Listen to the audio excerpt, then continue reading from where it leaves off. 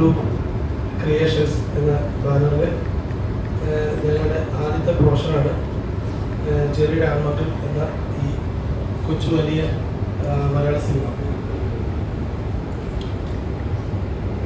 ഇതിൻ്റെ ആദ്യത്തെ ഒരു പ്രത്യേകത ശരിക്കും ഓൾറെഡി പറഞ്ഞു കഴിഞ്ഞു. സംവിധായകൻ അല്ലെങ്കിൽ റൈറ്റർ എന്ന രീതിയിൽ ഞാൻ പുതുമുഖാണ്, എൻ്റെ ഡെബ്യൂട്ടാണിത്. പക്ഷേ ഒരുപാട് ശ്രേഷ്ഠ കലാകാരന്മാർ വെച്ചാൽ ഏറ്റവും എക്സ്പീരിയൻസ്ഡ് ആയിട്ടുള്ള എക്സ്പെർട്ടൈസ്ഡ് ആയിട്ടുള്ള കലാകാരന്മാരെ കോർത്തിറക്കി അല്ലെങ്കിൽ അവരുടെ ടെക്നിക്കൽ മെമ്പേഴ്സിനെ കോർത്തിറക്കി ചിത്രാഞ്ജലി സ്റ്റുഡിയോയുടെ ബേസിൽ ചെയ്ത സിനിമയാണ് ജെറിയുടെ ആൺമക്കൾ.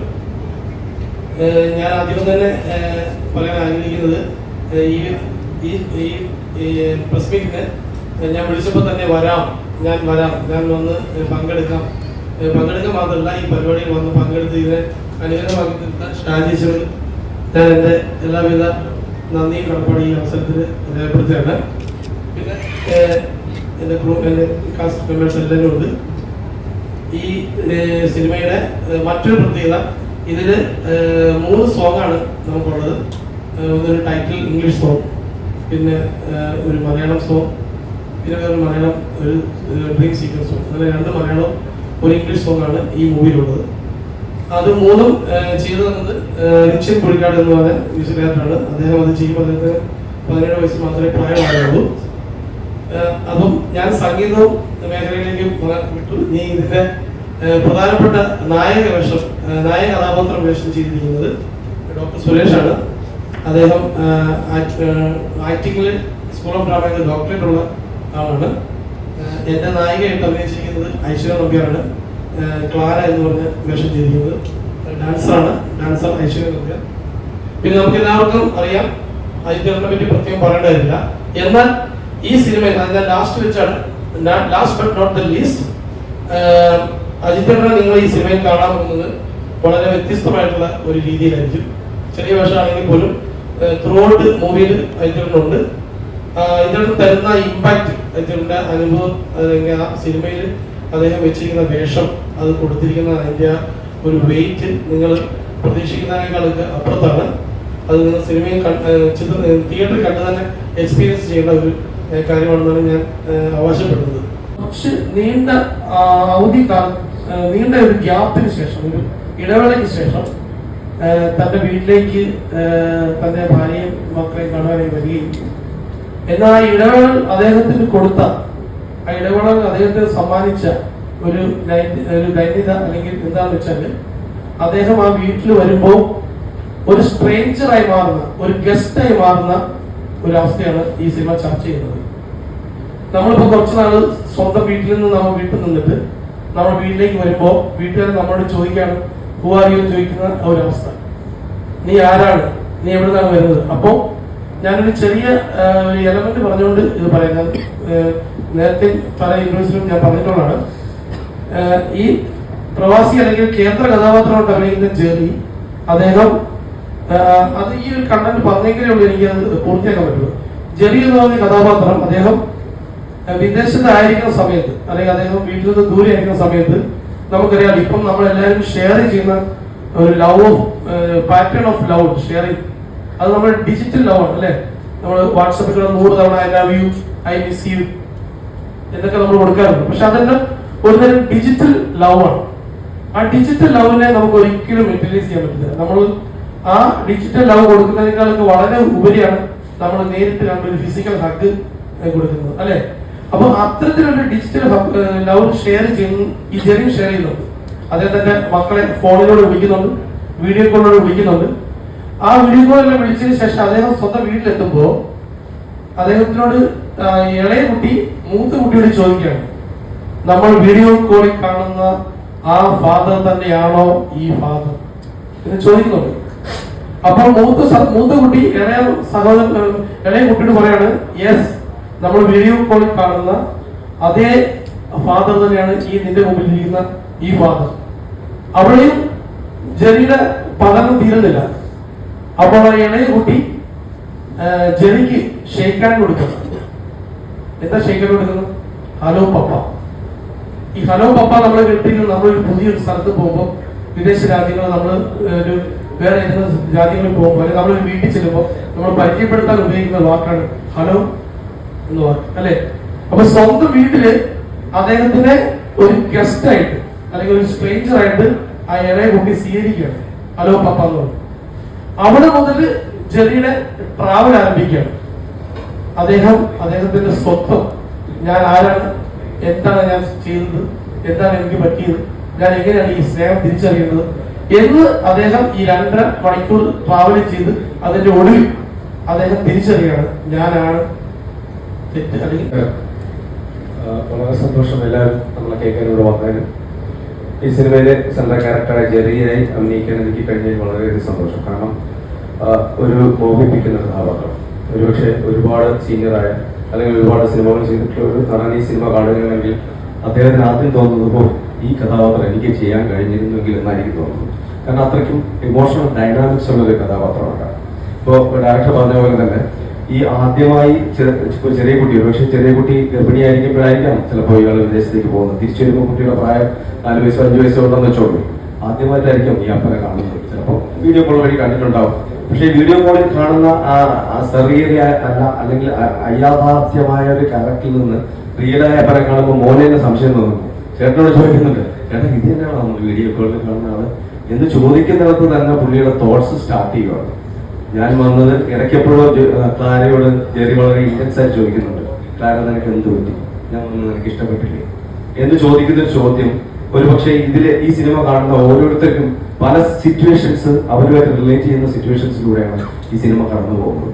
ഒരിക്കലും ഇതിന്റെ ഒരു പ്രത്യേകത വെച്ചാൽ ജെറി പോകുന്നത് ഒരു ഡ്രമാറ്റിക്കൽ സിറ്റുവേഷനായ സെന്റിമെന്റ്സിലൂടെയാണെങ്കിൽ ആ സിനിമയുടെ മൂഡ് അപ്പോഴത്തെ മൂഡ് സെന്റിമെന്റ്സും, ജെറി കടന്നു പോകുന്ന ഒരു ഫൺ മൂഡിലാണെങ്കിൽ അപ്പോൾ സിനിമയുടെ മൂഡ് ഫണ്ണും, തൊട്ടപ്പുറത്ത് പോകുന്ന ഒരു ഡ്രമാറ്റിക്കൽ സിറ്റുവേഷനായ ഒരു ഭയങ്കര ട്രോമാറ്റിക് സിറ്റുവേഷനിലൂടെ പോവാണെങ്കിൽ അപ്പോൾ ആ ട്രോമയിലൂടെ ആയിരിക്കും കടന്നു പോകുന്നത്. അതുകൊണ്ട് തന്നെ ഇത് ഒരു ഇമോഷണൽ ട്രാവലിംഗ് ആണ്. ഒരു 30 ദിവസത്തെ ലീവിന് വന്ന ജെറിയുടെ ഇമോഷണൽ ട്രാവലാണ് ഈ സിനിമ പറയുന്നത്.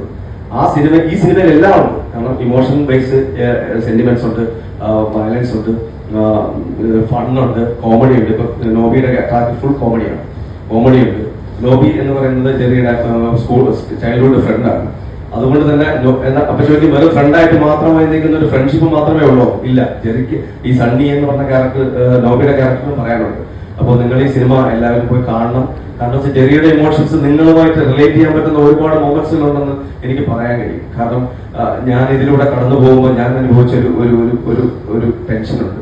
കാരണം ആക്ടിങ്ങിൽ നമ്മൾ സ്വന്തം ജീവിതത്തിലേക്ക് നോക്കി നമ്മൾ റീക്രിയേഷൻ ഓഫ് ആക്ടിങ് ആണ്. അപ്പൊ നമ്മൾ തോന്നും നമ്മളെ ഈ ലൈഫ് നമ്മളെ ഒരുപക്ഷെ ഞാൻ വിവാഹം കഴിച്ചിട്ടില്ല, ഒരുപക്ഷെ ഞാൻ വിവാഹം കഴിച്ച് കഴിഞ്ഞാൽ ഇതുപോലത്തെ സിറ്റുവേഷനിലൂടെ ഞാൻ പോകേണ്ടി വന്നു കഴിഞ്ഞാൽ എന്റെ ദൈവമേ എനിക്ക് താങ്ങാൻ പറ്റുമെന്ന് ഞാൻ പലപ്പോഴും ആലോചിച്ചിട്ടുണ്ട്.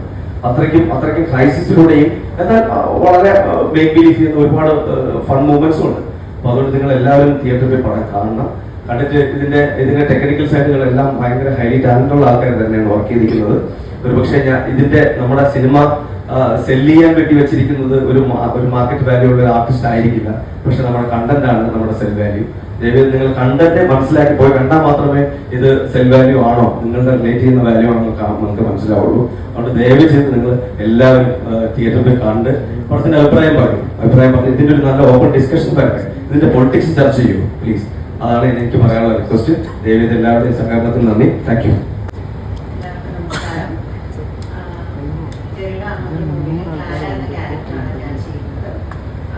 ജെറിയുടെ വൈഫായിട്ട് ഇതിന്റെ സിറ്റുവേഷൻ ജെറിയുടെ സൈഡാണ് പറഞ്ഞുകൊണ്ടിരുന്നത്. അപ്പം എനിക്ക് ആക്ച്വലി ഈ ഫസ്റ്റ് ഞാൻ എൻ്റെ ഡയറക്ടറോട് നന്ദി പറഞ്ഞു, എന്നെ ക്ലാര ഏൽപ്പിച്ചത്, എന്നെ വിശ്വസിച്ച് ഏൽപ്പിച്ചത്. അത് ഞാൻ ഭംഗിയായി ചെയ്തിട്ടുണ്ടെന്ന് വിശ്വസിക്കുന്നു. എനിക്ക് ഫസ്റ്റ് സാർ എൻ്റെ അടുത്ത് വന്ന് കഥ പറയുമ്പം എനിക്ക് ഒരുപാട് കാര്യങ്ങൾ റിലേറ്റ് ചെയ്യാൻ പറ്റി. കാരണം എൻ്റെ അച്ഛനൊരു പ്രവാസിയായിരുന്നു, അമ്മ ഒരു വീട്ടമ്മയായിരുന്നു. അപ്പം ഞങ്ങൾ 2 മക്കളുണ്ടായിരുന്നു. അപ്പം ഒരുപാട് കാര്യങ്ങൾ എൻ്റെ അമ്മ ഒറ്റയ്ക്ക് ചെയ്യുന്നത് ഞാൻ കണ്ടിട്ടുണ്ട്. ഒരുപാട് റെസ്പോൺസിബിലിറ്റി എടുത്ത് അച്ഛൻ വർഷത്തിലൊരിക്കൽ വരുന്ന ഒരാളായിരുന്നു. അപ്പം ഞങ്ങൾക്ക് അച്ഛനോടുള്ള അറ്റാച്ച്മെൻറ്റ് കുറയുന്നതും അമ്മ എല്ലാ കാര്യങ്ങളും ഏറ്റെടുത്ത് നടത്തുന്നതും അമ്മയോട് അറ്റാച്ച്മെൻറ്റ് കൂടുന്നതുമായിട്ടുള്ള ഒരുപാട് കാര്യങ്ങൾ ഈ മൂവിക്കകത്തുണ്ട്. അപ്പം എനിക്ക് ഈ കഥ കേട്ടപ്പോൾ തന്നെ ഭയങ്കരമായിട്ട് സ്ട്രൈക്ക് ചെയ്തത് അതാണ്. കാരണം ഞാൻ ഫേസ് ചെയ്ത പല കാര്യങ്ങളും എനിക്ക് ഈ മൂവിയിൽ കാണാൻ പറ്റി ഈ കഥയിൽ. നിങ്ങൾക്കും നിങ്ങളുടെ വീടുകളിൽ നടക്കുന്ന ഒരുപാട് കാര്യങ്ങൾ ഇതിലുണ്ട്. നിങ്ങൾക്കും പല കാര്യങ്ങളും റിലേറ്റ് ചെയ്യാൻ പറ്റും ഈ മൂവി കാണുമ്പോൾ തന്നെ. അതുകൊണ്ട് 19th റിലീസ് ആവുന്ന ഈ മൂവി എല്ലാവരും തിയേറ്ററിൽ തന്നെ പോയി കാണുക, തിയേറ്റർ എക്സ്പീരിയൻസ് തന്നെ ചെയ്യുക, ഞങ്ങളെ സപ്പോർട്ട് ചെയ്യാം. Thank you. എല്ലാവർക്കും നമസ്കാരം. ജെറിയുടെ സിനിമയിൽ ഞാനൊരു ചെറിയ വേഷം കൊടുത്തിട്ടുണ്ട്. ഇതിനകത്ത് ജെറിയുടെ ഒരു ഫ്രണ്ടായിട്ടാണ് ചെയ്യുന്നത്. പ്രവാസിയായിരുന്നു, പിന്നെ നാട്ടിൽ വന്ന് ഗതി കിട്ടാതെ അറിയില്ല ഒരു ലോട്ടറി കച്ചവടക്കാരനായിട്ട് നടക്കുന്ന ഒരു ആളായിട്ടാണ്. അപ്പോൾ ജെറിയുടെ കുറേ പൈസയൊക്കെ ഞാൻ മേടിച്ചിട്ടുണ്ട്. അപ്പോൾ ജെറിയെ കാണുന്നു, ജെറിയെ ഞാൻ കാണുന്നു, പക്ഷെ ഞാൻ മുങ്ങുന്നു. അങ്ങനെ ഒരു റൂട്ടിൽ പോകുന്നു. എന്തായാലും ഞാൻ കുറേ സിനിമ ചെയ്തിട്ടുണ്ട്. എന്തായാലും അത്ര ഇമോഷണലായിട്ട് ഞാൻ കരഞ്ഞ് അഭിനയിച്ച ഒരു പടമാണ്. കാരണം ഞാനത് അഭിനയിച്ച് കഴിഞ്ഞിട്ട് ഡബ് ചെയ്യാൻ നേരത്തെ എനിക്കത് ചെയ്യാൻ പറ്റിയില്ലെന്നുള്ളത്. ഡബ് ചെയ്യാൻ നേരത്തെ എനിക്ക് ഭയങ്കര ബുദ്ധിമുട്ടാണ്. കാരണം എനിക്ക് അതുപോലെ കരയാൻ പറ്റിയില്ല സ്റ്റുഡിയോയിലുണ്ട്. അപ്പോൾ സാജുവിനോട് പറഞ്ഞു, ഇത് അജിത്ത് ചെയ്തോ അജിത്ത് തന്നെ ചെയ്യാം. ഞാനത് എൻ്റെ രീതിയിൽ ചെയ്തിട്ടുണ്ടെന്നാണ് എൻ്റെ ഒരു അഭിപ്രായം. എന്തായാലും പടം 19 റിലീസാവുകയാണ്. എല്ലാവരും തിയേറ്ററിൽ തന്നെ പോയി കാണണം, അഭിപ്രായങ്ങൾ പറയണം, എല്ലാ അഭിപ്രായങ്ങളും വ്യക്തമാണ്. Okay, thank you. ദൈവത്തിന് സ്തുതിയായിരിക്കട്ടെ. എനിക്ക് പ്രത്യേകിച്ച് സിനിമയെ കുറിച്ച് മുഴുവൻ അറിയില്ല, എങ്കിലും ഒരു ലൈഫുള്ള സിനിമയാണ് ഞാൻ വിശ്വസിക്കുന്നത്. കാരണം ജിജോ സംസാരിച്ചിട്ടുണ്ടാവും, ഹൃദയം ഒരു റെസ്റ്റോറൻ്റ് ആയിരുന്നു. ആ കഥ കേട്ടപ്പോൾ ഞാൻ പെട്ടെന്ന് ഹീറോയെ നോക്കിയിട്ട് ഇങ്ങനെ വെച്ചാൽ അതൊരു നാച്ചുറൽ എക്സ്പ്രഷൻ. അത് ഐ തിങ്ക് ഈ സിനിമയ്ക്ക് ഒരു ലൈഫുണ്ടെന്ന് ഞാൻ കരുതുന്നു. എന്നെ സംബന്ധിച്ച് സന്തോഷമാണ് ഭക്തിഗാനത്തിന് ആദ്യമായിട്ടൊരു സിനിമയ്ക്ക് വിശുദ്ധങ്ങളുടെ പാട്ട് എഴുതാൻ പറ്റിയത്. ഒറ്റ വാക്ക് എനിക്ക് പറയാം. ജിജു ഒരു കൊച്ചു കാര്യം പറഞ്ഞു, ഇതൊരു ചെറിയ വലിയ സിനിമയാണ്. ബൈബിൾ പറയുന്നുണ്ട്, എൻ്റെ ആരംഭം എളിയതാണെങ്കിൽ തന്നെ എൻ്റെ അന്ത്യം മഹത്തരമായിരിക്കും. അങ്ങനെ ലൈഫുള്ളൊരു സിനിമയായിരിക്കട്ടെ, അതിൽ മഹത്തരമായിട്ട് ചർച്ച ചെയ്യപ്പെടട്ടെ, മീഡിയയുടെ സപ്പോർട്ട് ഉണ്ടാകട്ടെ, നല്ലൊരു വിലയിരുത്തൽ, സത്യമുള്ള വിലയിരുത്തൽ ഉണ്ടാകട്ടെ. തീർച്ചയായും അദ്ദേഹം അഭിനയിക്കുന്നു, പാടുന്ന ജിജുവെ അഭിനയിക്കുന്നു, എല്ലാവരെയും ഞാൻ അഭിനന്ദിക്കുന്നു. Thank you. ഭയങ്കര താങ്ക്ഫുള്ളാണ്. Thankful to God. പിന്നെ ഡയറക്ടർ എന്നെ ട്രസ്റ്റ് ചെയ്യുന്ന ഒരു സാധനം എനിക്ക് തന്നതിന് വെരി താങ്ക്ഫുൾ. അതിനെല്ലാം പറയുന്നതിന് മുന്നേ എനിക്ക് പറയാനുള്ള, ഞാൻ പാട്ടിലോട്ട് വരുന്ന തന്നെ അമ്മ പള്ളിയിൽ കൊയറിലെ സിംഗറായിരുന്നു. അപ്പോൾ അമ്മ പള്ളിയിൽ കൊയറിലെ സിംഗറായിരുന്നു. അപ്പോൾ കുർബാന നടത്തുമ്പോഴൊക്കെ എന്നെ കൊയറിൻ്റെ അവിടെ കിടത്തി, അങ്ങനെ അവിടെ കിടന്ന് കുഴപ്പമില്ല, അവിടെ കിടന്നത് അങ്ങനെ തുടങ്ങി. പിന്നെ പയ്യെ ഇച്ചിരി ഹൈറ്റ് ആയപ്പോൾ കീബോർഡിൽ എത്തി തുടങ്ങി. അങ്ങനെ കൊയറിൽ ചെയ്തതാണ്. അപ്പോൾ ആ സമയത്തൊക്കെ ഏറ്റവും കൂടുതൽ ഞാൻ വായിച്ചിട്ടുള്ളതും പള്ളിയിൽ പെർഫോം ചെയ്തിട്ടുള്ളതും കേട്ടിട്ടുള്ളതും ഒക്കെ പാട്ട് ഷാജിച്ചന്ദ്രൻ്റെ കുറേ പാട്ടുകൾ തന്നെയായിരുന്നു. അപ്പോൾ അന്ന് തൊട്ടേ അച്ഛൻ ഭയങ്കര ഇൻസ്പയറിങ് ആണ്. ഇതുപോലത്തെ എനിക്ക് വെറൈറ്റി ആയിട്ട് തോന്നിയ പാട്ടുകൾ ഭയങ്കര പേഴ്സണലായിട്ട് തോന്നിയിട്ടുണ്ട് എല്ലാ പാട്ടുകളും. അപ്പോൾ അന്ന് തൊട്ടേ ഒരു വലിയ മനുഷ്യനെ പോലെ ഞാൻ കണ്ടുകൊണ്ടിരിക്കുന്ന ഷൈസിൻ്റെ കൂടെ പിന്നെ ഒരു സ്പേസ് ഷെയർ ചെയ്യാൻ പറ്റാന്ന് തന്നെ എനിക്കത് ഭയങ്കര വലിയ കാര്യം തന്നെയാണ്. പിടിക്കാനുള്ള എന്തായിരുന്നു ആ ഇൻഫ്ലുവൻസ്?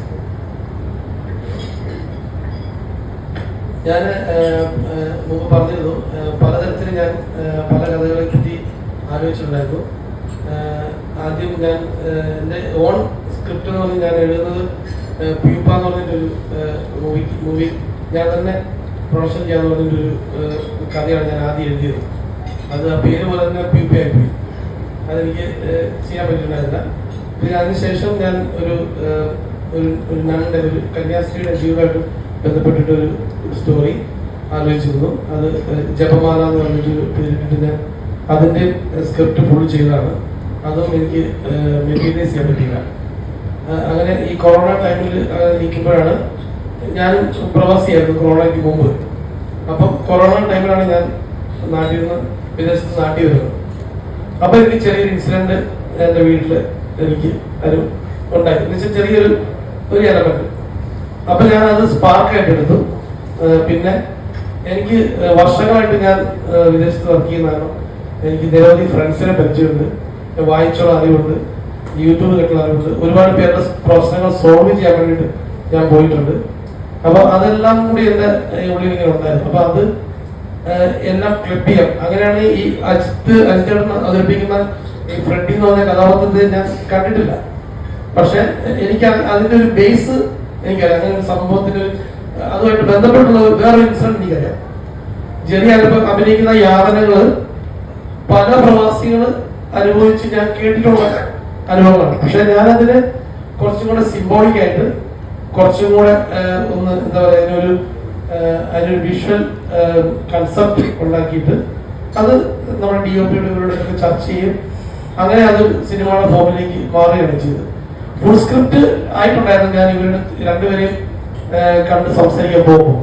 പിന്നീട് അതിന് കുറച്ച് ഇംപ്രൈസസും ചേഞ്ചസും ഒക്കെ വരികയും അങ്ങനെ ക്ലാരയുടെ ഇൻപുട്സ് ഉണ്ടായി, ജെറിയുടെ ഇൻപുട്സ് ഉണ്ടായി, DOP-യുടെ ഇൻപുട്സ് ഉണ്ടായി, അങ്ങനെ പലതരത്തിലുള്ള ഇൻപുട്സ് ഉണ്ടായിട്ട് അത് ഒരു ഇപ്പൊ കാണുന്ന ജെറിയുടെ ആൺമക്കൾ എന്നുള്ള രൂപത്തിലേക്ക് റെഫറൻസസ് അവരുടെ നിന്നെല്ലാം എടുത്ത് ഈ പറയുന്ന ഇപ്പൊ നിങ്ങൾ 19-ാം തീയതി കാണാൻ പോകുന്ന കഥയിലേക്ക് രൂപപ്പെടുകയായിരുന്നു. ഈ ജേണൽ സെലക്ട് ചെയ്യാൻ കാരണം എന്ന് വെച്ചാൽ ഇത് ആരും ചർച്ച ചെയ്യാത്ത എന്ന നമ്മുടെ ഇടയിലെല്ലാം ഉള്ള ഒരു സബ്ജക്റ്റ്. അപ്പൊ അതിന് കുറച്ച് ഒരു മെസ്സേജ് ഉണ്ട് അത് കൊടുക്കാൻ. അതൊരു സെൽഫ് അനാലിസിസിന് ഓരോരുത്തർക്കും അത് ഉപയോഗിക്കാൻ പറ്റുന്നൊക്കെയുള്ള ഒരു ആശയത്തിൽ നിന്നാണ് ഇപ്പൊ കാണുന്ന സിനിമ ഡെവലപ്പ് ചെയ്തു പോകുന്നത്. ഈ ഒരു ജേണൽ പിടിക്കണമെന്നൊരു വാശി അങ്ങനെ ഉണ്ടായിരുന്നില്ല. വളരെ സ്പോണ്ടാനിയസ് ആയിട്ടാണ് ഇപ്പം ഒരു ദിവസം സുരേഷ് കാണുകയും നീയാണ് എന്റെ സിനിമയിലെ ജെറി എന്ന് പറയുന്നത് കേട്ടിരുന്നത്. ആ ഒരു ഡിസിഷനിലേക്ക് എങ്ങനെ പെട്ടെന്ന് എത്തിയത്? ഞാന് കുറെ നാൾ ഞങ്ങൾ തമ്മിൽ ഈ ജെറി എന്ന കഥാപാത്രത്തെ പറ്റി സംസാരിച്ചിട്ടുണ്ട്. അപ്പോഴൊന്നും ഡോക്ടർ സുരേഷാണ് ജെറി ചെയ്യാമെന്ന് ഞാൻ പറഞ്ഞിട്ടുണ്ടായിരുന്നില്ല. പക്ഷെ ഞങ്ങൾ ഒരു മാസക്കാലം അതിന് ഏറെ കാലത്തോളം ഞങ്ങളിങ്ങനെ സംസാരിക്കുകയും പലപ്പോഴും ഇങ്ങനെ എനിക്കിങ്ങനെ ഒരു ആശയം തോന്നുന്നുണ്ടെന്ന് സമ്മതിക്കുകയും അപ്പം അദ്ദേഹം അതല്ല അത് ഇങ്ങനെ എനിക്ക് കുറച്ചുകൂടെ നല്ലത് വേറൊരു ആംഗിളിൽ ഒന്ന് ചിന്തിച്ചുകൂടെ അങ്ങനെ ഞങ്ങൾ സംസാരിക്കാറുണ്ട്. അതിന് കുറെ ഏകദേശം ഒരു മാസക്കാലം ഇങ്ങനെ അത് ഒരു മൈൻഡ് ബ്ലോയിങ്ങിന് ഇടയാക്കി ഞങ്ങൾ തമ്മിൽ സംസാരിച്ചു തന്നപ്പോൾ എനിക്ക് തോന്നി ഇദ്ദേഹം ഞാൻ കണ്ട ചെറിയ ഇദ്ദേഹം ഓൾറെഡി ആവാഹിച്ചു കഴിഞ്ഞു എന്ന് എനിക്ക് തോന്നി. അപ്പൊ ഞാനൊരു ദിവസം ചോദിക്കുകയാണ് എന്നാ പിന്നെ ചെറിയ ആയിക്കൂടെ എന്ന് സ്ട്രെയിറ്റ് ആയിട്ട് ചോദിക്കുകയായിരുന്നു. അത് ഇദ്ദേഹം അക്സെപ്റ്റ് ചെയ്യാണ് ചെയ്തത്. പിന്നെ മറ്റൊരു കാര്യം ഇതിനകത്തുള്ളതെന്ന് വെച്ചാല് ഈ കഥ നിങ്ങൾ സിനിമ തിയേറ്ററിൽ കാണുമ്പോൾ ഇതൊരു 4 ഭാഗമായിട്ട് വേണമെങ്കിൽ നമുക്ക് ഈ സിനിമയിൽ തിരിക്കാം. ഇൻട്രോയിന് മുമ്പുള്ള 2 ഭാഗം, ഇൻട്രോയിന് ശേഷമുള്ള 2 ഭാഗം. അപ്പൊ ഇത് നമ്മൾ ഇപ്പൊ നിലവിൽ കണ്ടുകൊണ്ടിരിക്കുന്ന സ്റ്റാർസോ സൂപ്പർ സ്റ്റാർസോ നിലവിൽ ഇൻഡസ്ട്രിയിലുള്ള ഏതെങ്കിലും ഒരു സ്റ്റാർ ആണ് ഇത് അഭിനയിച്ചതെങ്കിൽ ഈ 4 മേഖലയിൽ വെച്ച് നിങ്ങൾ പ്രീഡിറ്റർമെന്റ് ആയി പോകും. ഇത് എവിടേക്കാണ് കഥ പോവാം. അപ്പൊ ഇതൊരു ക്രൈം ത്രില്ലറിലേക്ക് പോകും, ഇതൊരു സെന്റി സിനിമയിലേക്ക് പോകും, ഇതൊരു ഹാപ്പി മൂഡിലേക്ക് പോകുമോ, അതല്ല ഇത് മൊത്തം കൊളാകുമോ എന്ന് ചിന്തിക്കുന്ന പലതരത്തിലുള്ള വശങ്ങളിലേക്ക് പോകാവുന്ന ഒരു സാഹചര്യം ഉണ്ടാവും നിലവിലുള്ള ആരെങ്കിലും അഭിനയിക്കുകയാണെങ്കിൽ. അതിനെ ബ്രേക്ക് ചെയ്യുക എന്നുള്ള ഒരു കൺസെപ്റ്റ് കൂടെ ഉണ്ടായത്. അങ്ങനെയാണ് ഡോക്ടർ സുരേഷിനെ ചൂസ് ചെയ്തത്. എന്നോട് ജിജോ പറയുന്നത് എന്താ വെച്ചാൽ എന്നോട് കറക്റ്റായിട്ട് കാര്യം പറഞ്ഞാൽ ചേട്ടാ ഇതില്ല, ഒരു ദിവസത്തെ ഷൂട്ട് കൊടുത്തു ചെയ്യേണ്ട സംഭവം ഇതാണ്. ഒരു ലോട്ടറി കച്ചവടക്കാരനാണ്. അദ്ദേഹത്തിന് പഴയ കാലം പറയുന്നുണ്ട്, അത് പറയുന്നുള്ളൂ, കാണിക്കുന്നില്ല, അത് പറയുന്നുണ്ട്. അപ്പോൾ ജെറിക്ക് പൈസ കൊടുക്കാനുണ്ട്, ഞാൻ ജെറിക്ക് പൈസ കൊടുക്കാനുണ്ട്. അപ്പം ഞാൻ ഈ നാട്ടിൽ വന്ന് എൻ്റെ കുടുംബം താറുമാറായി, ഭാഗ്യം വിറ്റടക്കുക, ഭാഗ്യം പോയവൻ ഭാഗ്യം വിറ്റടക്കുന്ന ഒരു പ്രതീതിയാണ്. അപ്പം എന്നോട് ഈ കഥ പറഞ്ഞു ചേട്ടൻ ചെയ്യും എന്നുള്ള ഉറപ്പുള്ളവരാണ് തന്നെ. പക്ഷെ ഞാനത് നല്ല രീതിയിൽ തന്നെ ചെയ്തു എന്നാണ് എൻ്റെ ഒരു അഭിപ്രായം. ഇല്ലേ? അതെ. ഞാൻ പറഞ്ഞത് അത്ര ഇമോഷണലായിട്ടാണ് ഞാൻ ചെയ്തത്. അത് ഞാനിപ്പോൾ ഒരു 10-20 സിനിമ ചെയ്തിട്ടുണ്ട്. ഞാൻ അങ്ങനത്തെ വലിയ കഥാപാത്രങ്ങൾ ചെയ്തിട്ടില്ലെങ്കിൽ കള്ളനായിട്ടൊക്കെ ചെയ്തിട്ടുള്ളൂ. ഇപ്പം ഇതിനകത്ത് ചെയ്തിട്ട് നല്ല ഇമോഷണലായിട്ട് നന്നായിട്ട് ചെയ്തിട്ടുണ്ടെന്നാണ് എൻ്റെ ഒരു അഭിപ്രായം. അതുപോലെ ഇവരും എന്നോട് പറഞ്ഞു എഡിറ്റ് ചെയ്തതിനും ഒക്കെ അഭിപ്രായങ്ങളുണ്ട്. എന്തായാലും നിങ്ങൾ ചോദിച്ചൊരു വാക്കുണ്ടല്ലോ എന്നാ അതുപോലെ പറഞ്ഞേ കലാകാരൻ ചെയ്യുന്ന കഥാപാത്രം സമൂഹത്തിൽ റിഫ്ലക്ട് ചെയ്യണം, അല്ലെങ്കിൽ ചെയ്യുന്നതിൽ ഒരു അർത്ഥം ഉണ്ടാവണം എന്നുള്ള ഒരു സാധനമുണ്ടല്ലോ. ആ ഒരു രീതിയിൽ ഈ കഥാപാത്രം ചെയ്ത് കിട്ടിയായിരുന്നു കഥ കേട്ട സമയത്ത് മെസ്സേജ് കിട്ടിയായിരുന്നു. അത് ഞാൻ ചോദിച്ചിട്ടുണ്ട്. ചേട്ടാ കളറായിട്ടുള്ള കഥാപാത്രം ദൃശ്യം ചെയ്തില്ലാത്ത സിസ്റ്റം അല്ല, അത് ആ ഒരു കളറിനെ അല്ല ആ സമയത്ത് ഉണ്ടാകുന്ന ഒരു മൊമെന്റ് ഉണ്ട്.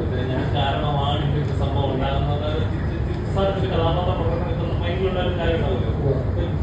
ദൃശ്യം 3 അനൗൺസ് ചെയ്തു, അതുണ്ടാവും ഉണ്ട്. ക്യാരക്ടർ എങ്ങനെയാണെന്ന് അല്ല അതൊന്നും പറഞ്ഞിട്ടില്ല. ഞാൻ 15 ദിവസം വെയിറ്റിന് അഡ്വാൻസ് കൊടുത്തു. അപ്പോൾ അങ്ങനത്തെ ഉള്ളത് കഥ എന്താണെന്ന് എന്നോട് പറഞ്ഞിട്ടില്ല. എന്തെങ്കിലും ഒരു കഥാപാത്രം തന്നെയായിരിക്കും.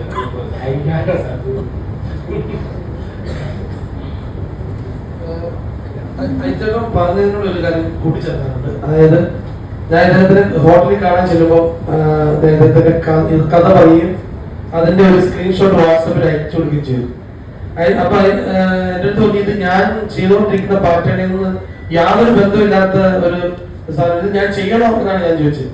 അപ്പൊ ഞാൻ അദ്ദേഹത്തിനോട് ഒരു വാക്ക് പറഞ്ഞ് ഇത് ചെയ്യാൻ വരുന്നില്ലെങ്കിൽ ഈ സീൻ കട്ട് ചെയ്യണം, ഈ ഫ്രണ്ടിൽ നിന്ന് ക്യാരക്ടർ തന്നെ കട്ട് ചെയ്യണം, കാരണം എനിക്കത് ചെയ്ത് തന്നെ പറ്റുള്ളൂ എന്ന് ഞാൻ പറഞ്ഞു. 1.5 വർഷം കഴിഞ്ഞിട്ടാണ് നമ്മൾ ഷൂട്ട് ചെയ്തത്. അപ്പൊ ഞാൻ വിളിച്ചു വെച്ച് ഇത് ഈ സിനിമ പോവാണ്, ഈ സീൻ വരുന്നുണ്ട്, ചെയ്തു തരില്ലേ എന്ന് പ്രത്യേകം ചോദിച്ചു. വേറെ ഒരാളെ പോലും ആ ഒരു വേഷത്തിനോട് വിളിച്ചിട്ടില്ല. അദ്ദേഹത്തിനോട് മാത്രം അദ്ദേഹത്തെ കണ്ടെഴുതിയതും അദ്ദേഹത്തെ കൊണ്ട് മാത്രം ചെയ്യിച്ചായിട്ടുള്ള വേഷമാണ്.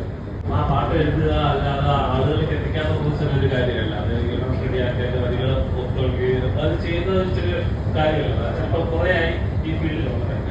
പക്ഷെ സിനിമയിലോട്ട് വരാൻ താമസം ചെയ്തു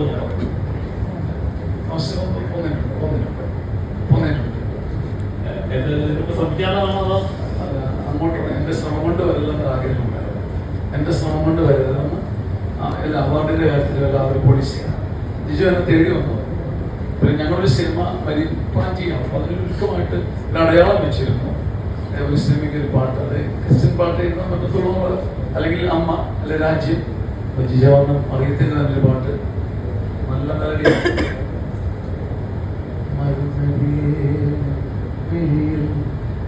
മഴ മലരായി പോവിൻ കിണറുകളെല്ലാം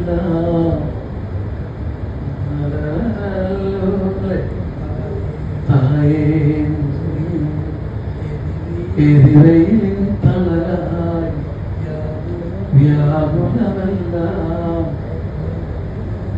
ഉണരുകയല്ലോ ആത്മാവിൽ തിരികെട്ടുപോകും. നല്ല മെലഡി നിത്യമാണ് നന്നായിട്ട് പാടി.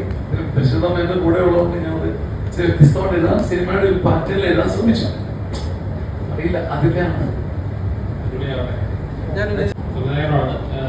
ഈ സബ്ജക്ട് സമയ ഒരു ആസ്പെക്ട് വെച്ചിട്ട് എനിക്ക് ഏകദേശം മനസ്സിലായത് ചിലപ്പോൾ സമൂഹത്തിൽ റിലേറ്റ് ചെയ്യാൻ പറ്റുന്ന ഒരുപാട് കാര്യങ്ങളാണ്. കാരണം പലർക്കും തയ്യാറുന്നത് ഈ പറഞ്ഞ പ്രോപ്പർ കമ്മ്യൂണിക്കേഷൻ ഇല്ലാത്തതുകൊണ്ടാണ്. എപ്പോഴും അച്ഛന്മാരായാലും ഫാമിലി ആയിട്ട് കമ്മ്യൂണിക്കേഷൻ ഇല്ലാത്ത പല കുടുംബങ്ങളും തകരുന്നുണ്ട്. അപ്പോൾ എനിക്ക് സബ്ജക്റ്റ് ഒരുപാട് റിലേറ്റ് ചെയ്യാൻ പറ്റുന്ന സബ്ജക്റ്റാണ് തോന്നുന്നത്.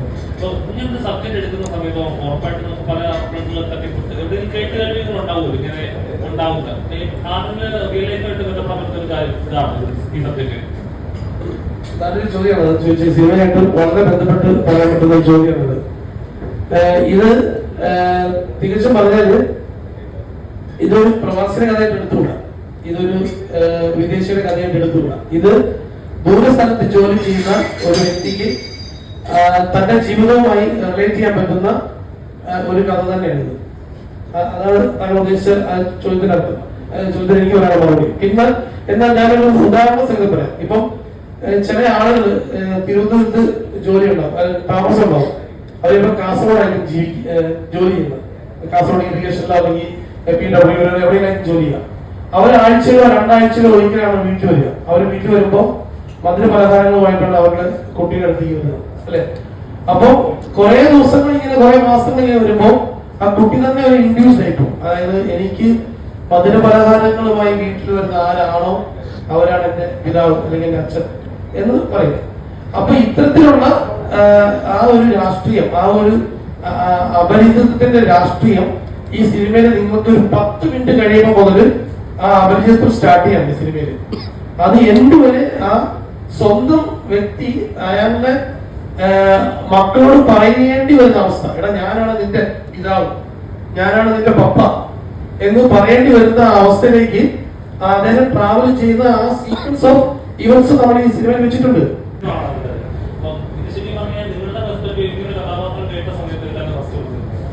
ഞാൻ നേരത്തെ പറഞ്ഞ പോലെ എന്റെ അമ്മയാണ് ഫസ്റ്റ് എന്റെ മനസ്സിൽ വന്നത്. ഇപ്പൊ ഈ പറഞ്ഞ കാര്യങ്ങളൊക്കെ എന്റെ അമ്മ ഫേസ് ചെയ്ത് ഞാൻ ഒരുപാട് സ്ട്രഗിൾ ചെയ്യുന്നതും ഞങ്ങളെ വളർത്താനും ഞങ്ങളുടെ കാര്യങ്ങൾ നോക്കാനും വീട്ടിലെ കാര്യങ്ങൾ നോക്കാനും പുറത്തുള്ള കാര്യങ്ങൾ നോക്കാനും വീട് പണി നടക്കുന്ന സമയമായിരുന്നു അതിൻ്റെ കാര്യങ്ങൾ നോക്കാനും അങ്ങനെ ഒരുപാട് കാര്യങ്ങളിലൂടെ അമ്മ പോകുന്നതും അമ്മ ഫേസ് ചെയ്യുന്നതൊക്കെ ഞാൻ കണ്ടിട്ടുണ്ട്.